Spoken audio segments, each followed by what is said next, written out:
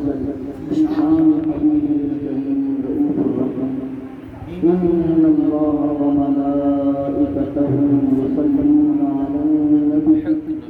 يا أيها الذين آمنوا صلوا عليه وسلموا تسليما اللهم صل وسلم وبارك على حبيبك المصطفى وعلى آله وسلم ومولانا محمد وبارك وسلم صلاة وسلاما عليك يا سيدي يا سيدي يا سيدي يا رسول الله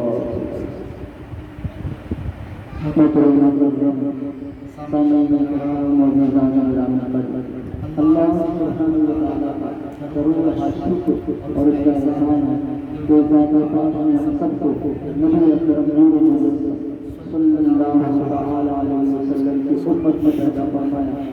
اور حبیب کریم صلی اللہ علیہ وسلم کے صدقہ پاک سے ہم سب کو ایمان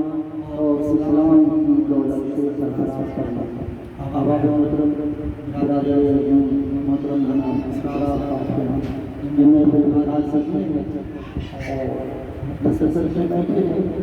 مختصر خطاب اور سیکھی ہوئی مسلسل سنت میں ایک آیا ہم نے تلاوت کی ہے اسی کی جمل میں جو باتیں آپ کو جو سلام کرتے ہیں کہ میراج نبی صلی اللہ علیہ وسلم ہم نے آگے چاند ہو گیا لیکن رسول اللہ صلی اللہ علیہ وسلم کی خود اتنے بیٹھے نہیں کہ قیامت تک چلتے رہیں بلکہ قیامت تک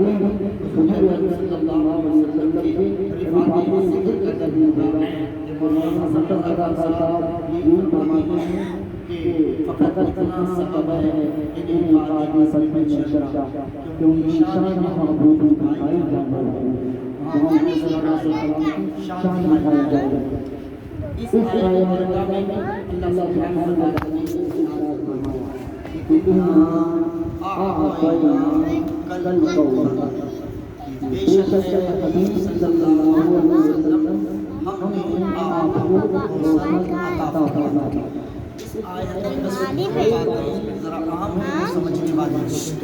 ایک تو یہ ہے کہ ایسی اردو میں ہم نہیں کہتے ہیں کوئی بھی چیز دیں تو ادب کہتے ہیں کہ یہ ہم نے عطا کرتا ہے ٹھیک ہے اور ایک ہوتا ہے کہ ہم یہ چیز دے دیں اس میں عربی میں یہ چیز میں فرق ہے یہ اعطینا یعنی عطا سے ہے عطا کرنا سے اور ایک دینا یہ ہے جس کے لیے اللہ تبارک و تعالیٰ نے فرمایا وَلَقَدْ آتَيْنَاكَ سَبْعًا مِنَ الْمَثَانِي وَالْقُرْآنِ الْعَظِيمِ کہ ہم نے آپ کو 7 آیت والی ایک سورت یعنی سورہ فاتحہ دے دی وہ ہے آتینا وہ حمزہ تا یا ہے عطا یا بھی آتینا اس کے معنی بھی یہ دے دی اور یہاں پر میں اعطینا ہم نے آپ کو کوثر عطا کر دی تو اس دینے میں اور اس عطا کرنے میں لطیف سا فرق یہ ہے کہ جب آتینا یعنی وَلَقَدْ آتَيْنَا جس موسیٰ علیہ السلام کا وَلَقَدْ آتَيْنَا موسیٰ الکتاب کہ ہم نے موسیٰ علیہ السلام کو کتاب یعنی تورات عطا کر دی تورات دے دی تو اس کا مطلب یہ ہے کہ دے تو دی لیکن اس میں ساتھ میں آپ کے تصرف نہیں دیا یعنی اب اس کے اندر موسیٰ علیہ السلام ایون رسول اللہ صلی اللہ علیہ وسلم کو بھی قرآن مجید عطا فرمایا گیا دیا گیا وَلَقَدْ آتَيْنَاكَ سَبْعًا مِنَ الْمَثَانِي کہ ہم نے آپ کو 7 آیت والی سورت کی سورہ فاتحہ عطا فرمائی دے دی تو اس میں بھی وہ آتینا میں آپ کا تصرف نہیں ہے یعنی وہ اپنی مرضی استعمال نہیں کر سکتے اب رسول اللہ صلی اللہ علیہ وسلم نے قرآن مجید میں کوئی تغیر و تبدل نہیں کیا یعنی اپنی مرضی سے کچھ آگے پیچھے نہیں کر سکتے تھے جس طرح موسیٰ علیہ السلام تورات میں کوئی چیز آگے پیچھے نہیں کر سکتے تھے یہ آتینا کا معنی اور یہ جو آتینا الکوثر یہ عطا سے اس کا معنی یہ ہے کہ ہم نے تمہیں دے ہی نہیں دی بلکہ کوثر یعنی ہمیں تمہیں اپنے تصرف بھی دے دیا ہمیں تمہیں مالک بھی بنا دیا جو نعمت کوثر کی شکل میں عطا کر دی اب جسے چاہے تم بھی دینا شروع کر دو یعنی تمہیں اس کا مالک بنا دیا اسی لیے حضرت عبدالستار خان صاحب نیازی جو نعت کو شاعر تھے انہوں نے یہی کہا کہ اللہ کے خزانوں کے مالک ہے نبی سرور یہ سچ ہے نیازی ہم سرکار سے کہتے ہیں اور یہ ایک حدیث کے سمجھو مفہوم ہے رسول اللہ صلی اللہ علیہ وسلم نے فرمایا انما انا قاسم واللہ یعطی اب یہ دیکھیں یہ بھی یہی عطا سے ہے یہ جو آتینا والا یعطی کہا کہ اللہ تبارک و تعالی رزق عطا کرتا ہے اور میں تقسیم کرتا ہوں. یعنی وہ رزق ایسے دیتا ہے کہ مجھے حق تصرف بھی دیتا ہے، جسے چاہے جتنا چاہے عطا کرے. اب آتینا کل کوثر، اس کوثر کے اندر دوسری سمجھنے والی بات یہ ہے، یہ ویسے تو اس کو ہم اس میں تفصیل کہتے ہیں، انگریزی میں اس کو سپرلیٹو ڈگری کہتے ہیں. سپرلیٹو ڈگری یہاں پر انگریزی میں صرف 3 ہوتے ہیں نا، 3 ہوتے ہیں، مطلب گڈ بیٹر بیسٹ. لیکن عربی بڑی وسیع زبان ہے، وسیع زبان ہے. یعنی یوں سمجھ لیجئے کہ ہمارا اچھا اردو میں آ جائے اس میں تو ہم نے کہا سپرلیٹو ڈگری، تو ہمارے یہاں مطلب کوئی چیز دے دی تو کہتے ہیں تھوڑا زیادہ، بہت زیادہ. اگر وہ کتنا ہی بھی زیادہ کیوں نہ ہو تو اس بہت کو ہی لمبا کرنا پڑتا ہے کہ بہت زیادہ دیتی ہے،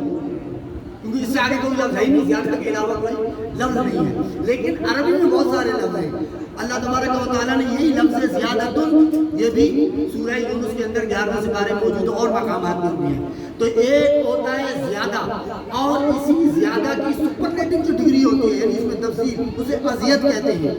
اور پھر جب اذیت بڑھ جاتا ہے تو وہ کثیر ہوتا ہے. پھر کثیر جب بڑھتا ہے تو اکثر ہوتا ہے، اس کی سپرلیٹو ڈگری ہے، یعنی یہ اس میں تفصیل ہے. اکثر پھر کثار ہوتا ہے، پھر سارے زیادت، ساری اذیت، سارے کثیر، سارے اکثر، سارے کثار، یہ ایک جگہ مجتمع ہوتے ہیں تو پھر کوثر بنتا ہے. تو اللہ تبارک و تعالیٰ نے نہ زیادہ دیا، نہ اذیت دیا، نہ کثیر دیا، نہ اکثر دیا، نہ کثار دیا، بلکہ یہ تمام چیزیں مجتمع کر کے کوثر کے دامن میں ڈالی اور کوثر اٹھا کر حضور کے دامن میں ڈال دیا. اسی لیے جب سب کچھ دیا اور حق کے تصرف بھی دیا، جبھی تو اگر حق کے تصرف نہ دیتا تو اللہ تبارک و تعالیٰ نے یہ کیوں فرمایا کہ وہ اما السائل فلا تنہر، اے حبیب تیرے در پر کوئی سوالی آئے، کوئی منگتا آئے، کوئی مانگنے والا آئے تو خالی نہیں جانا چاہیے. اما السائل فلا تنہر، کسی سوالی کو خالی نہ لوٹانا. بھئی حبیب جب نے ہم نے کوثر کے دامن میں ساری نعمتیں رکھ کر آپ کو عطا فرما دی، اب کوئی بھی سائل آپ کی بارگاہ سے خالی نہیں جانا چاہیے. اس کوثر کے اندر، اور یہ وَأَمَّا السَّائِلَ کوثر کے معنی میں یہ بھی ہے، یعنی اے حبیب صلی اللہ تعالیٰ علیہ وسلم، یہ کوثر ایک ایسی چیز ہم نے آپ کو دے دی، اتنی نعمتیں دے دی ہیں کہ اگر لاکھ سوالی آئیں اور ایک ایک الگ الگ چیز مانگیں، یعنی ہر سوالی کا سوال الگ چیز کا ہو،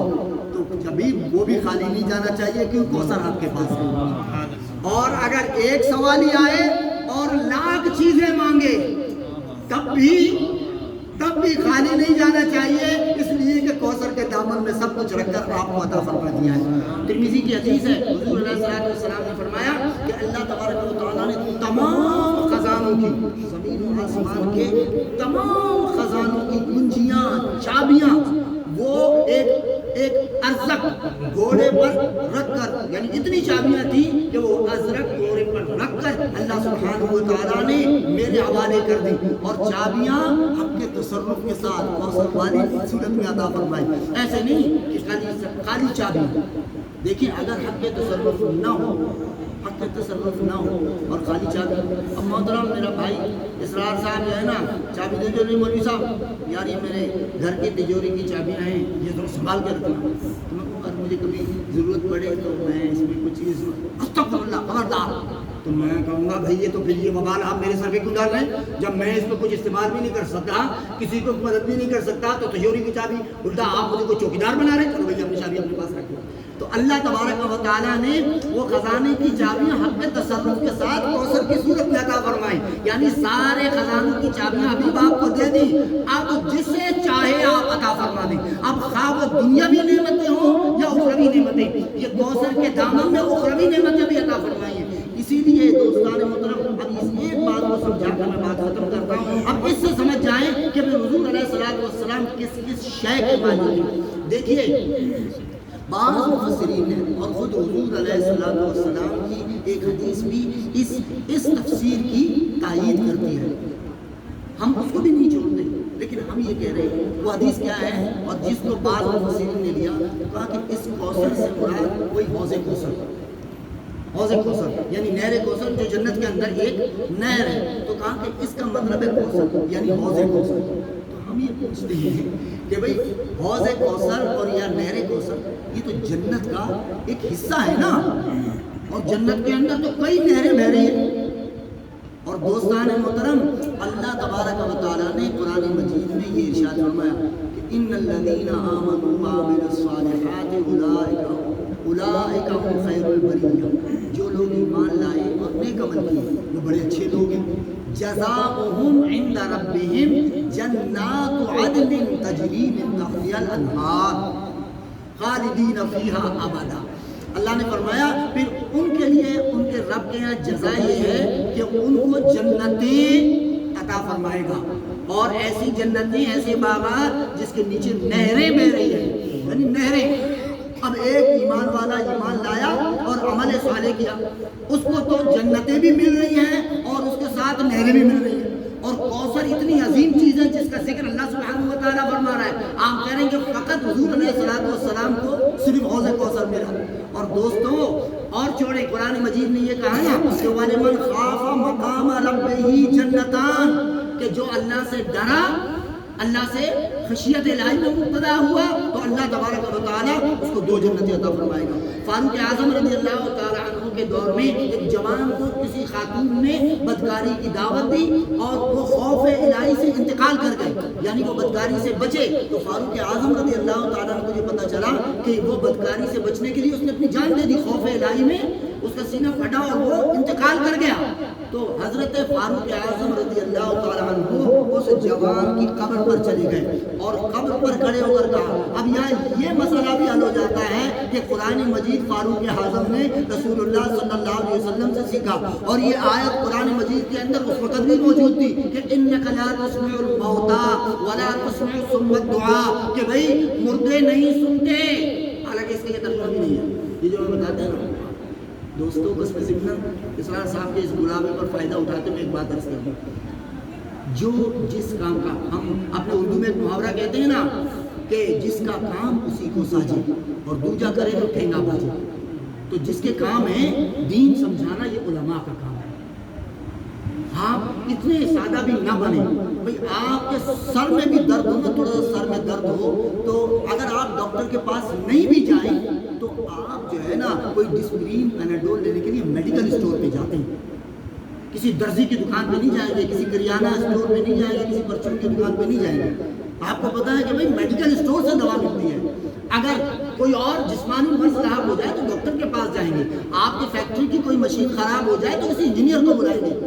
لیکن یہ بڑا عجیب معاملہ ہے اس قوم کے ساتھ، دین سیکھنے کے لیے کبھی کسی ڈاکٹر کو سن رہے ہوتے ہیں، کسی انجینئر کو سن رہے ہوتے ہیں، خالی کتابوں کے ڈھیر لگانے سے اس سے جو ہے علم نہیں آتا، یہ بات یاد رکھیں۔ اب آپ سمجھے آپ، تو اس وجہ سے بعض لوگوں کو مطلب یہی ایک ہوا ہے، دیکھو اب یہاں پر جو ہے نا یہاں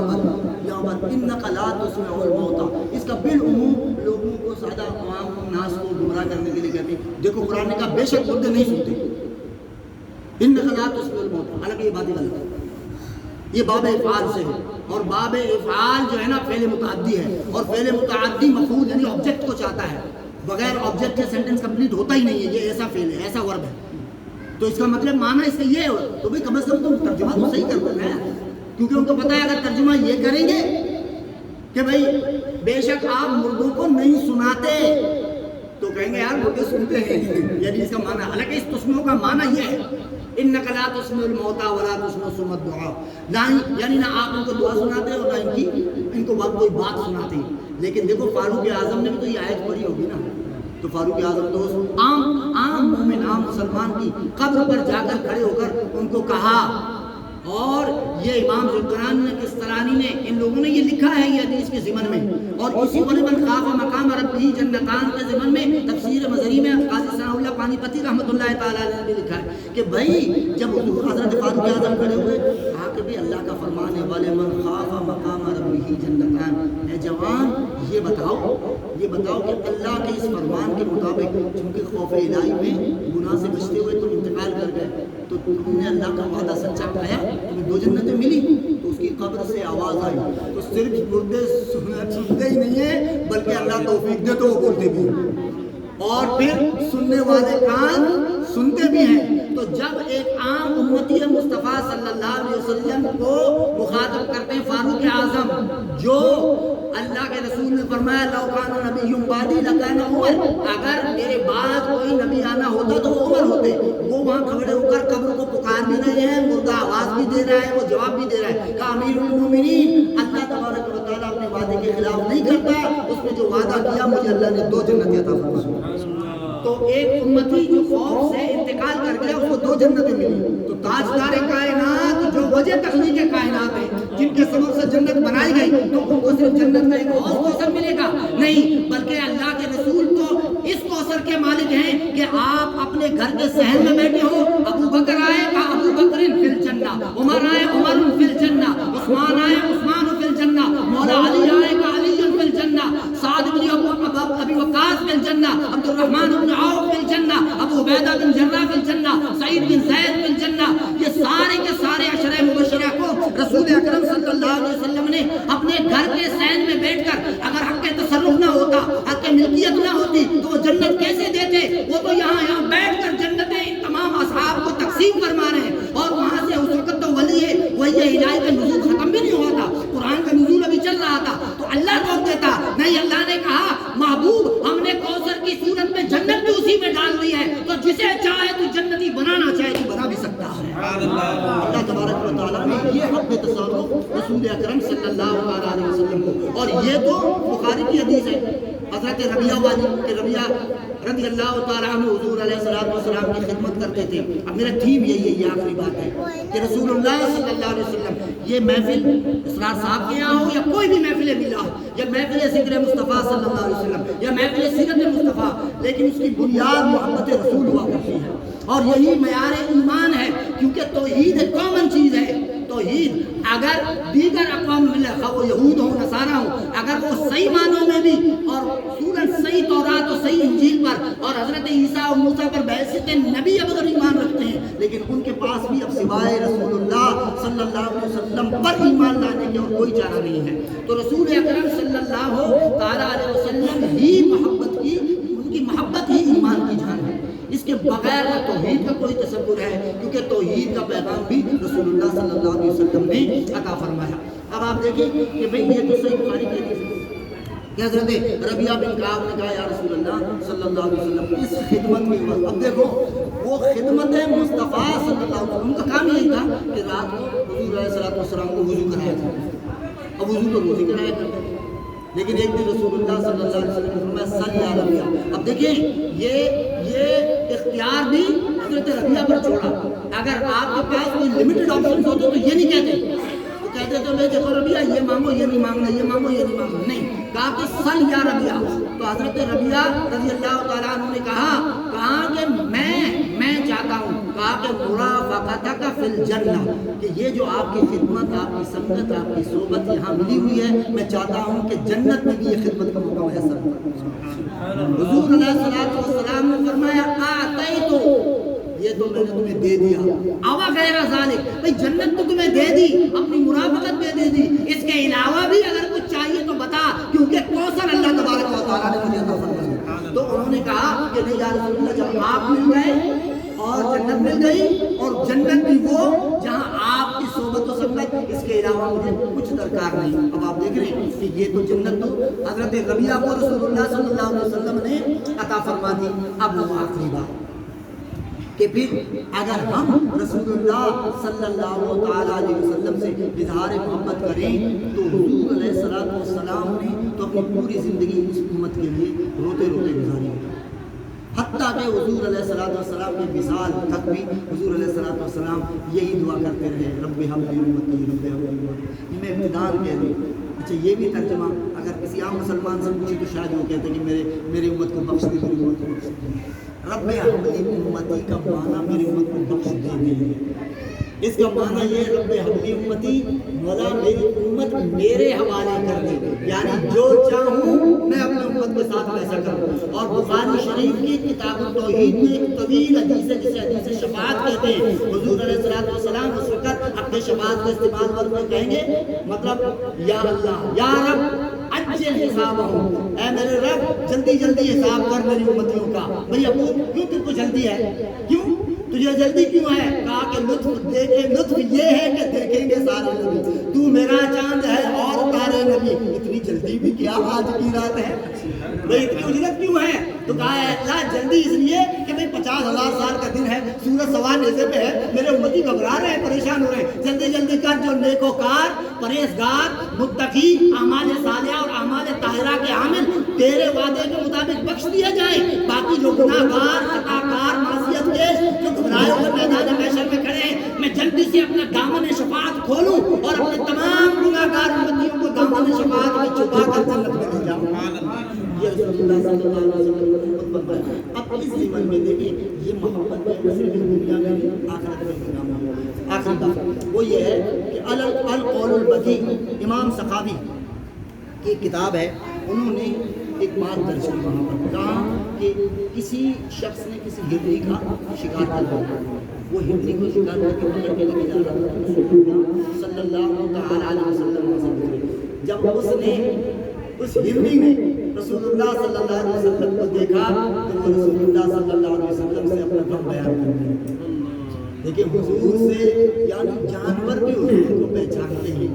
اور ان کو پتا ہے کہ یہ ہمارے دکھوں کا مداوع کرنے والے بھی ہیں، اس لیے کہ یہ رحمت للعالمین ہے اور ارسلت الی الخلق کافہ، کہ میں ساری مخلوق کی طرف رسول بنا کر بھیجا گیا ہوں، صرف انسانوں کا رسول نہیں، میں سب کا رسول ہوں۔ تو ہرنی نے کہا یا رسول اللہ اس نے مجھے پکڑ کر شکار کر لیا، لیکن میرے 2 چھوٹے چھوٹے بچے ہیں، آپ صرف مجھے اتنی اجازت دلوا دیں کہ اس پہاڑی کے پیچھے جا کر میں اپنے بچوں کو دودھ پلا کے آ جاؤں۔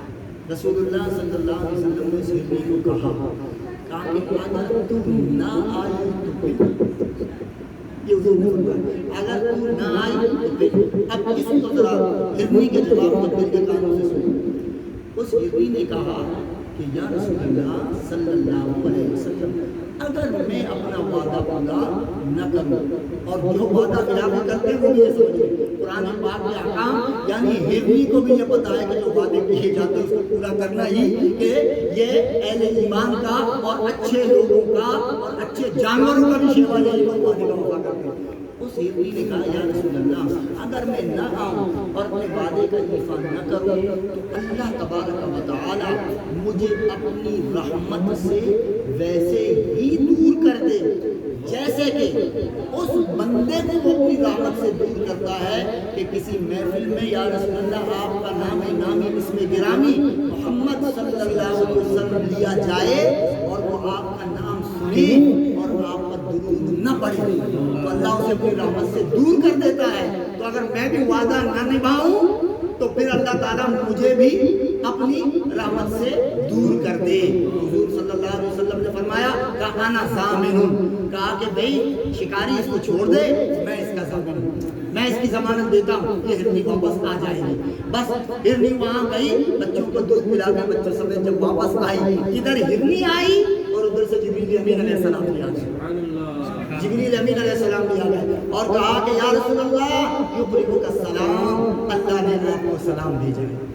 آپ کو سلام کہا ہے۔ اب دیکھیں ویسے تو ہمیں حکم دیا یا ایھا الذین آمنوا صلوا علیہ وسلموا تسلیما، اے ایمان والو تم سلام بھی پڑھو درود بھی پڑھو، اور ادھر اللہ تبارک و تعالیٰ درود تو پڑھ ہی رہا ہے ان اللہ وملائکتہ یصلون علی النبی، اور یہاں سلام بھی بھیج دیا، یعنی وہ درود بھی بھیج رہا ہے اور سلام بھی بھیج رہا ہے۔ اور حضور کی توسط سے یوم یلقونہ سلام، قیامت کے دن جب حضور کے غلام اور حضور کے امتی اللہ کی بارگاہ میں پیش ہوں گے تو اللہ اپنے وفادار رسول کے وفادار غلاموں کو بھی سلام بھیجے گا۔ جبریل امین علیہ السلام اور انہوں نے کہا کہ اللہ آپ کو سلام کہتا ہے اور یہ فرما رہا ہے کہ آپ اپنی امت کے بارے میں ذرا پریشان رہتے ہیں۔ تو اے حبیب سن، یہ ہرنی اپنے بچوں سے محبت کرتی تھی تو وہ محبت کی وجہ سے آپ سے اجازت چاہیے تاکہ میرے بچے بھوکے نہ رہیں، یہ اس کی ممتا تھی، اس کی محبت تھی اپنے بچوں سے۔ تو کہا یاد رکھیے رسول اللہ میرے حبیب، میں اس ہرنی جو ہرنی اپنے بچوں سے محبت کرتی ہے اس سے کئی گنا زیادہ میں آپ کے سبب سے آپ کی امت سے محبت کرتا ہوں، اللہ سبحانہ و تعالیٰ نے فرمایا۔ اور پھر فرمایا اللہ نے کہا کہ حبیب آپ کو پریشان نہیں ہونا چاہیے، دیکھو یہ ہرنی ہو کر اس نے اپنا وعدہ نبھایا ہے یا نہیں نبھایا؟ جب یہ ہرنی ہو کر اپنا وعدہ پورا کر رہی ہے تو میں تو رب ہوں، تو میں نے جب تجھ سے تیری امت بخشنے کا وعدہ کیا ہے یا لطف یہ ہے کہ دیکھیں کہ سارے نبی بخشنے کا مزہ آج بھی رہا ہے. تو پھر اس نے کہا کہ اگر بخشیں گے نا ہم تو اس وقت بتائیں گے. پھر وہ مولانا اثر رضا خان قدس السلام میں نے پہلے آپ کو سنایا کہ بھئی فقط اتنا سبب ہے انہیں کھا دے بس میں محشر کا کہ ان کی شان محبوبی دکھائی جانے والی ہے. کہا کہ یہ ہرنی جس طرح اپنی بچوں سے محبت کرتی ہے اس سے زیادہ محبت میں آپ کی امت سے کرتا ہوں. جس طرح اس نے اپنا وعدہ نبھایا تو میں بھی تجھ سے وعدہ کرتا ہوں کہ قیامت کے دن تیری امت کو بخش دوں گا اور تیرے دامن شفاعت میں اور تیری شفاعت کی جھولی میں کوثر کی صورت میں تیری امت کو بٹھا دوں گا. ہمارا مقصد یہ ہے کہ کم از کم دیکھو وہ اتنی حضور سے اپنی بات کرتی ہے اور سچا مومن دیکھو اتنے 2-2.5 سال ہو گئے ہر مہینے طیبہ میں ابھی کچھ عرصہ پہلے جب معاہدہ کھل گیا حضور کے لیکن وہاں حضور کا روضہ قبر انور نظر آتا ہے براہ راست تو سنہری جالیاں. لیکن جو حضور کے غلام ہوتے ہیں یقین کریں صرف وہ سنہری جالیوں کو دیکھ کر اپنا عرض بھی پیش کرتے ہیں ہوتے جاتے ہیں. اگر یہ لوگ حضور کو دیکھ لیتے تو ان کی کیا حالت ہوتی. اللہ سبحانہ و تعالی ہمیں حضور علیہ الصلوۃ والسلام کی عشق و محبت میں جینا اور مرنا عطا فرمائے.